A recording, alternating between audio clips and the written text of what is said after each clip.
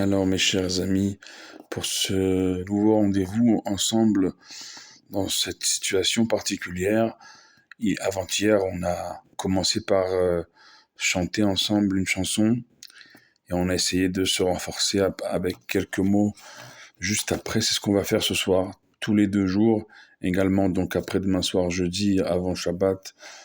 Voilà, chaque 2 jours pour ne pas vous inonder non plus tous les jours. On va essayer de se renforcer d'abord par une chanson et ensuite par quelques mots sur tous les réseaux sociaux possibles pour envoyer un maximum de force à chacun d'entre nous. Alors, on avait chanté Achenu Bet Israël, Kol Bet Israël, il y a 2 jours avant-hier.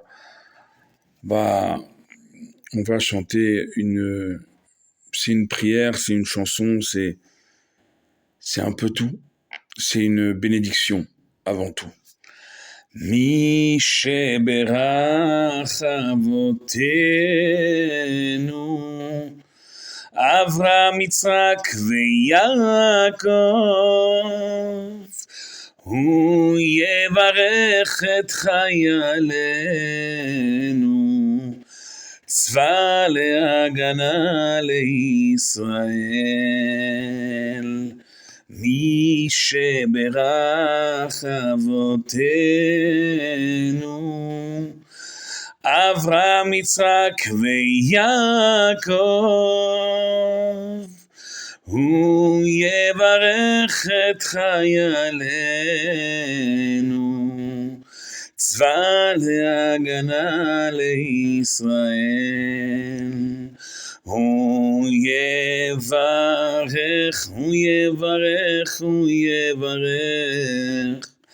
את חיילי צבא להגנה לישראל. הם עומדים על המשמר, על משמר ארצנו, וירא אלוהינו. הם עומדים על המשמר, על משמר ארצנו, וירא אלוהינו. Ce que je viens de chanter, c'est une bénédiction pour nos soldats. Mi sheberach et chayalenu, que Dieu bénisse comme il a béni nos pères Abraham, Yitzhak et Yaakov, qu'il bénisse nos soldats, les soldats de l'armée de défense d'Israël, ceux qui se tiennent debout sur la garde de notre terre et sur les villes de notre Dieu. Que Dieu les bénisse sur terre, dans les airs en Iran, dans les airs et en mer également, et bien sûr dans tous les lieux d'opération, et que Dieu également bénisse et protège et ramène nos otages, nos soldats en vie, en bonne santé, dans les frontières de la terre d'Israël, après s'être débarrassés de nos ennemis, parce que nos ennemis, ne nous trompons pas. Dans la charte de l'Iran, il n'y a ni plus ni moins inscrit que la destruction, l'extermination et l'anéantissement, le rayer de la carte, la terre d'Israël, l'État d'Israël, le peuple d'Israël. Et donc, à ceux qui bâchent nos stands d'armement du côté de Paris,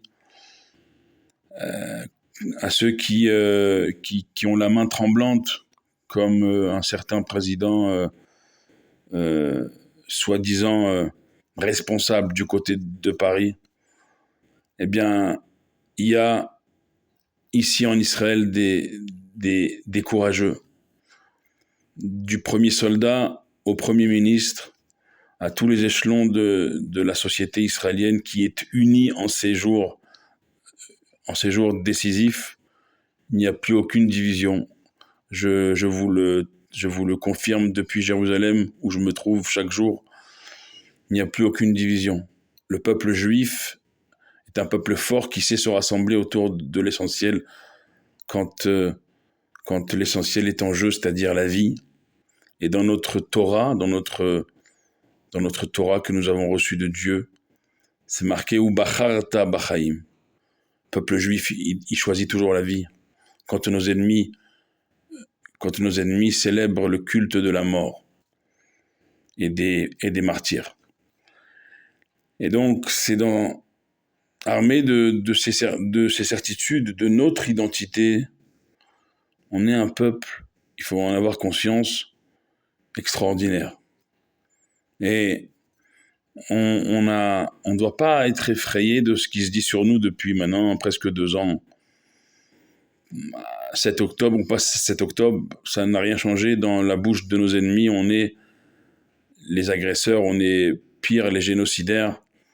Et quoi qu'on puisse faire, quoi qu'on puisse prévenir les populations avant toute opération, que ce soit à Gaza ou en Iran, on prévient. Seul État au monde qui prévient les populations civiles avant d'opérer. Il n'y a aucun autre État, aucune autre armée au monde qui fonctionne comme cela. Ce soir, au moment où je vous parle, au moment où j'enregistre ces mots, une réunion importante dans les bunkers de la Maison-Blanche vient de se terminer. On attend la déclaration du premier président de la première puissance militaire au monde, les États-Unis. On attend la déclaration du président américain, savoir s'il va rentrer avec nous et aller plus loin donc avec une accélération des opérations en Iran. Alors certains ont peur, jusqu'aux chancelleries européennes, tremblantes et chancelantes, et en se disant, en employant des mots de chaos, mais le chaos, c'est justement dans l'inaction depuis des décennies. L'inaction. Dans la Torah, encore une fois, l'inaction, ça ne veut pas dire stagner, ça veut dire forcément reculer et perdre beaucoup.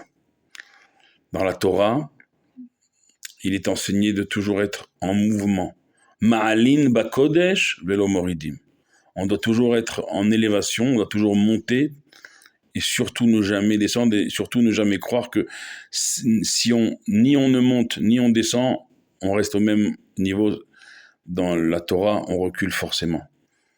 On n'a pas ce luxe, nous, peuple juif, enfants d'Israël, de pouvoir avoir la main qui tremble, de pouvoir être hésitant. On n'a pas ce luxe de pouvoir faire toutes sortes de conclaves et autres fumisteries du genre. On n'a pas le temps ici.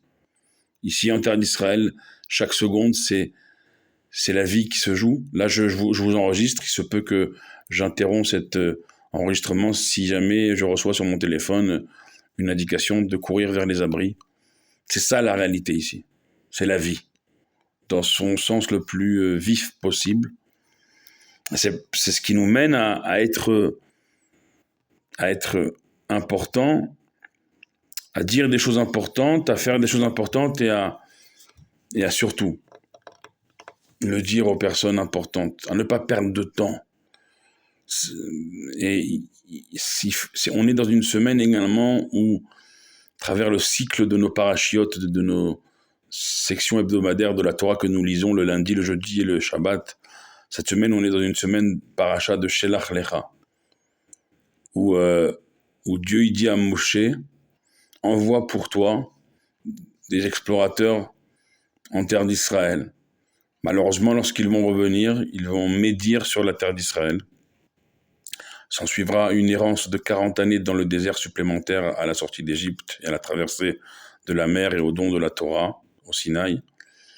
40 années de plus pour que toute la génération qui a mal parlé sur la terre d'Israël et ses habitants disparaissent et que les enfants, une nouvelle génération, puissent, eux, prendre fraîchement possession sans médisance, et ne vous y trompez pas.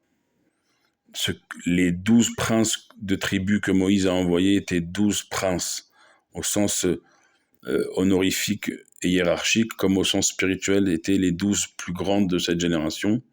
Dans les 12, il y a 2 qui n'ont pas fauté, qui ne sont pas tombés dans la médisance sur la terre d'Israël. C'est l'élève de Moshe, Yehoshua, Josué, fils de Nun, qui a demandé avant de partir en exploration la bénédiction de son maître. Combien demander conseil et avoir un maître et avoir toujours sa bénédiction, ça protège. Et Kalev ben Yefouné, prince de la tribu de Juda, de Yehuda, l'ancêtre du roi David et du Mashiach. Eh bien, lui, il est allé, avant d'explorer, il s'est rendu à Hebron, au caveau des patriarches, au caveau de Marpella, pour demander l'aide et l'assistance, la protection des patriarches, Abraham, Yitzhak et Yaakov, ainsi que de nos mamans, Sarah, Rivka et Léa pour Hebron et Rachel à Bethléem. Et donc, quand on demande de l'aide et qu'on ne se croit pas tout savoir, alors ouais, on est aidé. Comme c'est marqué dans la Gemara, dans le Talmud Bavli, dans le traité de Yoma, à Baletaer Messaïnoto. Quelqu'un qui vient dans un but de se purifier, eh bien, on l'aide. Mais quelqu'un qui croit tout savoir, qui se croit infaillible, intouchable et qui croit détenir la vérité que ses yeux ont vue, parce que qu'est-ce qu'ils ont vu en terre d'Israël? Ils ont raconté à leur retour des géants, des problèmes énormes, des mots qu'on entend encore dans les bouches aujourd'hui. Israël, ouah, c'est dur. Israël, la mentalité israélienne, la population israélienne, le coût de la vie et j'en passe, et les sirènes d'alerte, et les attentats, et l'armée, et les guerres, et les... Oh, après qu'on ait dit tout ça, on est chez nous. Malgré qu'on ait dit tout ça, c'est ça ce qui leur a manqué à ces princes explorateurs à l'époque de Moïse, de Moshe. Ok, on n'a jamais dit que la terre d'Israël, c'était un club med. Le traité, encore une fois, de Babel, le Talmud Bavli, il est clair là-dessus. 3 choses s'acquièrent par des épreuves difficiles. La Torah, le monde futur et la terre d'Israël. Mais parce que ça s'acquiert justement avec difficulté, ça a plus de préciosité, ça a plus de valeur, et au final, on est chez nous. Pas parce que on fait un jour d'appel civique et on a fait l'armée, non. Parce que on envoie nos enfants. Et parce que, petit comme grand, eh bien, chaque jour, en sortant de la maison, c'est un combat. C'est un combat sur quoi? C'est un combat sur le fait que on est chez nous, qu'ici, je vous l'ai raconté avant-hier, il y a un enfant qui pleure dans une voiture, au moment d'une sirène d'alerte, on le prend dans nos bras et on court avec, on le met en priorité à l'abri. Une personne âgée, c'est pareil. Et pourtant, on peut, il y a quelque temps, ne pas être du même bord politique ou du même avis religieux, mais on n'a même pas besoin de se parler.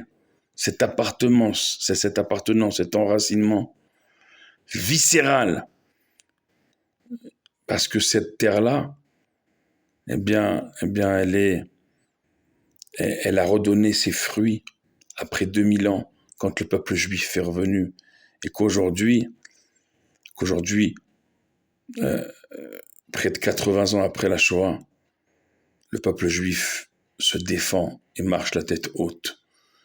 Et ça, c'est quelque chose qu'on doit être fier et qui doit nous donner une force de continuer demain à sortir de chez nous, de continuer bien sûr à écouter les consignes de sécurité, à rentrer dans les abris quand il le faut, bien entendu, et spirituellement à continuer à se renforcer par des actes de bonté entre nous, des actes d'unité entre nous, des mots de prière, des pièces à la tzedaka, des mots de Torah, des mots de réconfort, des bonnes actions, tout ce qui pourra repousser le mal et l'obscurité sera le bien et la lumière. Et c'est ce que je nous souhaite, d'être lumineux et combatif. Et la lumière, elle est au bout du chemin, celle de notre délivrance, la délivrance du monde, le retour de nos chers disparus vivants devant nous, relevés des morts pour ne plus jamais les quitter, le temple de retour à Jérusalem, capitale éternelle, terre d'Israël éternelle, peuple juif éternel. Baruch Adonai Leolam. Amen ve Amen.